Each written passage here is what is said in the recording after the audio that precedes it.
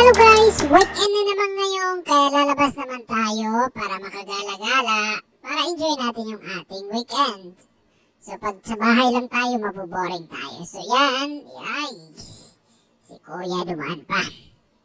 So yan guys, papunta na naman sa labas, then sa traffic light tayo. So kailangan natin mag-obey o sumunod sa traffic rules kasi malaki yung multa, 3,000 real, nasa 40 o 40,000 or 45,000 sa atin. So yan, and pupunta na kami dyan sa may Silver Tower. So lubak yung daan. So yan.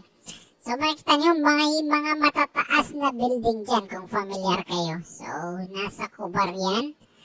Then, ayan, binabaybay namin ang highway sa Kubar.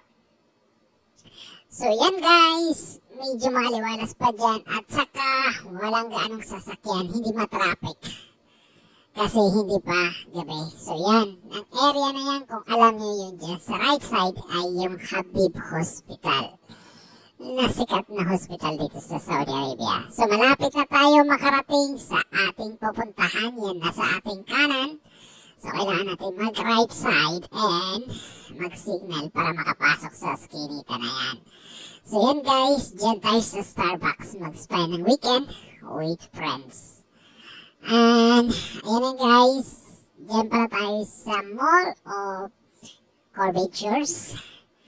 So ito-try natin dyan mag-spend ng weekend para naman maiba yung ating environment. So yan, nagpa-park pa ako. So yan guys, so, makitang-kita sa camera na nagpa-park ako, inayos ko yung aking gulong bago pumasok o bumaba sa sasakyan. So yan guys, kinuhan para ako ng video ng friend ko sa pagpasok ko dyan sa Starbucks. Kaya pala nasulian siya, kinuhan ako ng video. So pagpasok ko, pumunta na ako sa counter.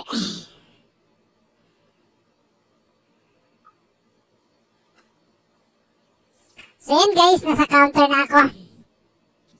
Then binibidyoan din pala ako nang nasa counter ako.